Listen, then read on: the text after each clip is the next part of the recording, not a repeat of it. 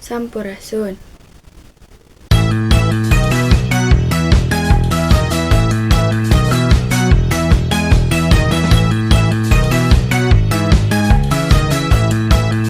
Dina waktos ieu abdi bade ngadugikeun biantara nu judulna Masa Depan Murid Anu Merenah.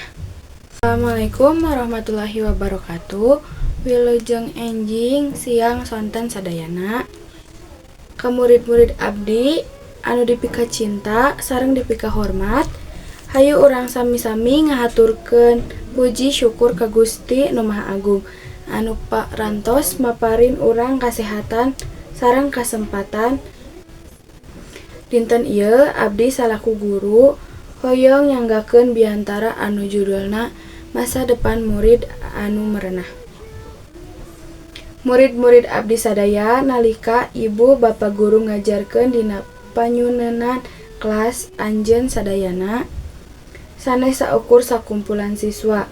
Anjeun teh generasi anu bakal ngawangun masa depan bangsa anu luar biasa.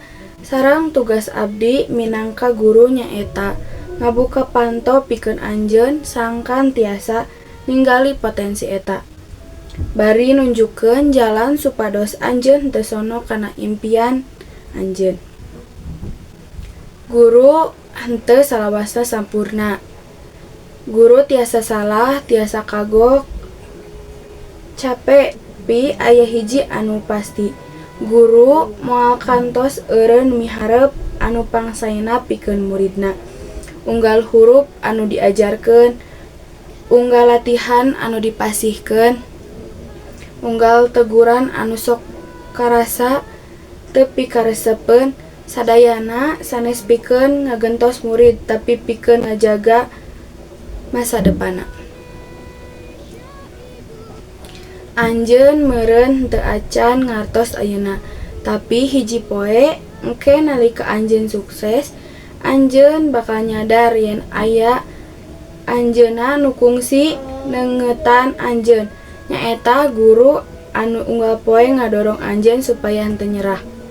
Ku kituna murid-murid abdi teruskeun usaha anjeun. Upami aya kasulitan hampura dirina sareng maju deui. Guru bakal aya pikeun ngabimbing sanajan teu salawasna katinggali.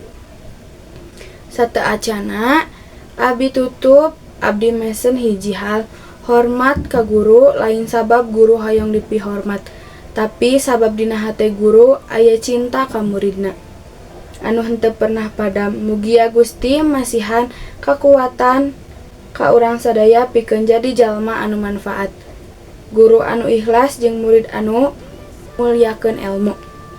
Sakitu biantara anu tiasa abdi paparkeun. Hapunten bilih aya kakirangan dina kecap sareng lampah. Waalaikumsalam warahmatullahi wabarakatuh.